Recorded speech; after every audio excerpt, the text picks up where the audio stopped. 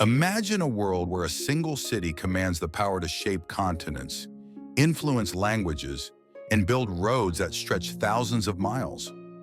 A world where emperors are seen as gods, gladiators fight for glory, and legions march in perfect formation. This was Rome, the eternal city.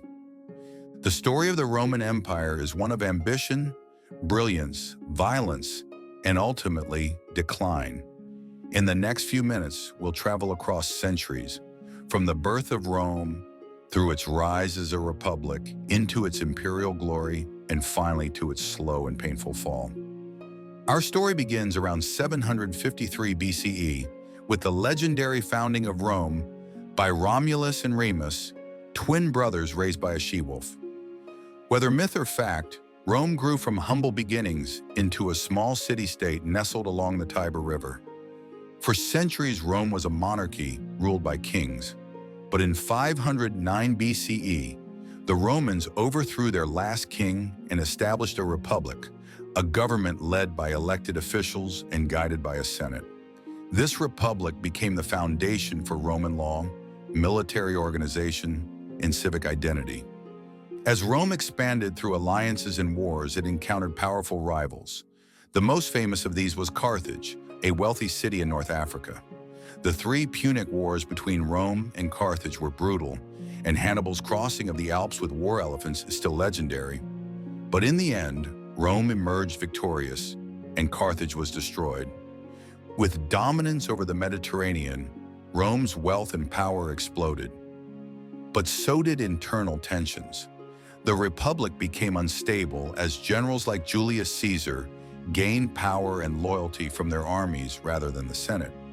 In 44 BCE, Caesar was assassinated by senators who feared he would become a dictator. But instead of saving the Republic, his death led to more chaos. Caesar's adopted son, Octavian, later known as Augustus, defeated his rivals and became the first emperor of Rome in 27 BCE. The Republic was dead. The empire had begun. Under Augustus, Rome entered a golden age known as the Pax Romana, the Roman peace. Roads connected cities, trade flourished, arts and architecture reached new heights. For over 200 years, emperors ruled a vast empire stretching from Britain to Egypt, from Spain to Syria. But peace could not last forever. Rome's problems began to mount, slowly, then all at once. Corrupt emperors, economic troubles, plagues, and civil wars chipped away at its strength. The empire became harder to govern. Its borders were constantly under attack from Germanic tribes and other so-called barbarians. In 285 CE, Emperor Diocletian split the empire into East and West, hoping it would be easier to manage. The East would later become the Byzantine Empire, thriving for another 1,000 years. But the Western Roman Empire continued to decline. By the 5th century, Rome was a shadow of its former self. In 410 CE, the Visigoths sacked the city.